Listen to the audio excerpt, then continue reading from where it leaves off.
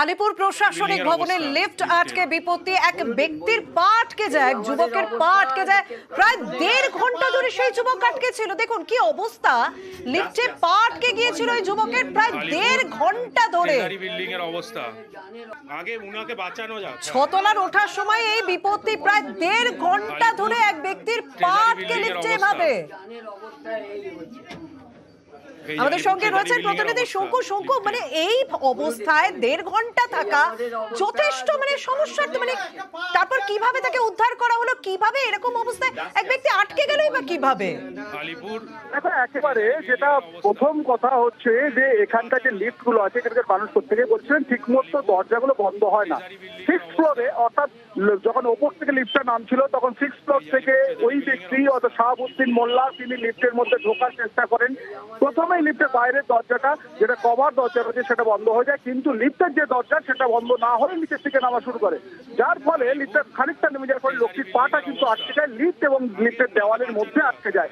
এবং সেটা আটকে যাওয়ার পর দীর্ঘক্ষণ ধরে তাকে ওখান থেকে উদ্ধারের চেষ্টা করা হয়। তাকে কোনোভাবে উদ্ধার করা যাচ্ছিল না এবং তিনি আস্তে আস্তে অসুস্থ হয়ে পড়ছিল।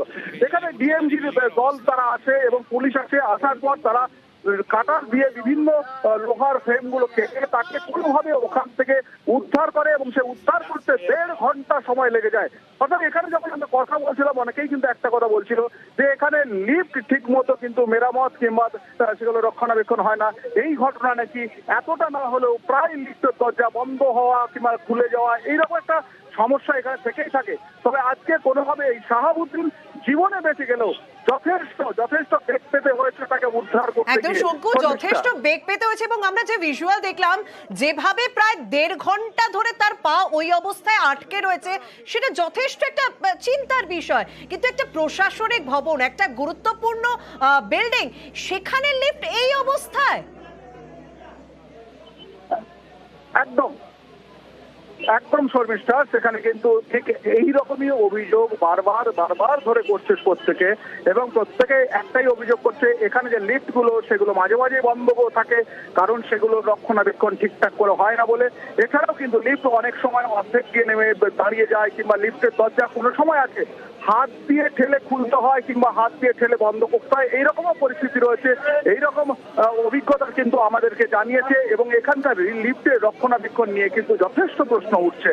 শর্মিষ্ঠা, একদম প্রায় 1.5 ঘন্টা ধরে এক ব্যক্তির পা আটকে ছিল আলিপুরের প্রশাসনিক ভবনের লিফটে এবং 6 তলা ওঠার সময় এই বিপত্তি, এবং অনেকক্ষণ মানে 1.5 ঘন্টা ধরে এইভাবে পা আটকে থাকায় আস্তে আস্তে সেই ব্যক্তি অসুস্থ হয়ে পড়েন।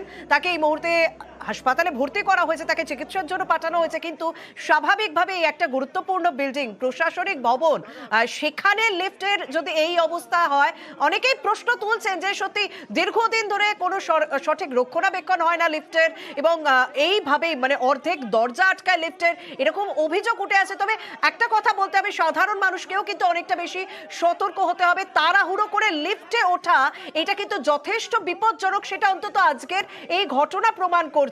কারণ যেভাবে ওই ব্যক্তি ঢুকতে গিয়েছিলেন, দরজা পুরোপুরি না আটকে লিফট নিচে নামতে থাকেন, কিন্তু তাড়াহুড়ো তিনি যে ঢুকতে গিয়েছিলেন সেটা অন্তত স্পষ্ট, যে কারণে প্রায় 1.5 ঘন্টা এই ব্যক্তির পা সেখানে আটকে থাকে এবং দীর্ঘক্ষণ এই পা আটকে থাকার পর অবশেষে তাকে উদ্ধার করা হয়। উদ্ধার করে তাকে অসুস্থ অবস্থায় হাসপাতালে পাঠানো হয়েছে। কিন্তু স্বাভাবিক একটা প্রশাসনিক ভবনের লিফটে কিভাবে এভাবে অর্ধেক দরজা বন্ধ হয়ে নিচে নামতে থাকে, সেটা নিয়ে প্রশ্ন উঠছেই। কিন্তু আলিপুর ট্রেজারি বিল্ডিং এর অবস্থা, আমাদের সঙ্গে রয়েছেন প্রতিনিধি শঙ্কু। শঙ্কু, একটা বিষয় পরিষ্কার হতে চাইবো, যে ব্যক্তির পা 1.5 ঘন্টা ধরে আটকে ছিল সে স্বাভাবিকভাবে অসুস্থ হয়ে পড়বে, কিন্তু তার শারীরিক অবস্থা কি খবর পাওয়া যাচ্ছে, মানে কি অবস্থায় তাকে উদ্ধার করা হলো?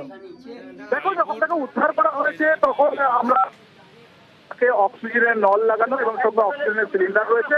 তবে তার সঙ্গে কথা বলার চেষ্টা করলেও কিন্তু কথা বলা যায়নি, কারণ তিনি প্রায় অচৈতন্য অবস্থায় রয়েছেন।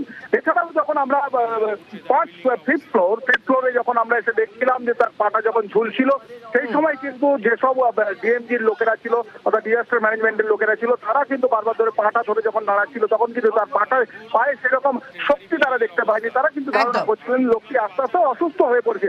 অর্থাৎ 1.5 ঘন্টা ধরে লিফট লিফটের মধ্যে যেভাবে আটকে ছিল সে তাতে মানসিকভাবে ভেঙে পড়ার থেকে আরম্ভ করে শারীরিকভাবে অনেকটাই কিন্তু তিনি একদম মানসিক চাপ তো দুর্বল হয়ে অবশ্যই রয়েছে, পড়েছেন। তবে শারীরিকভাবে অসুস্থ হয়ে পড়েন ওই ব্যক্তি, যে কারণে তাকে হাসপাতালে নিয়ে যাওয়া হয়েছে। ধন্যবাদ শঙ্কু।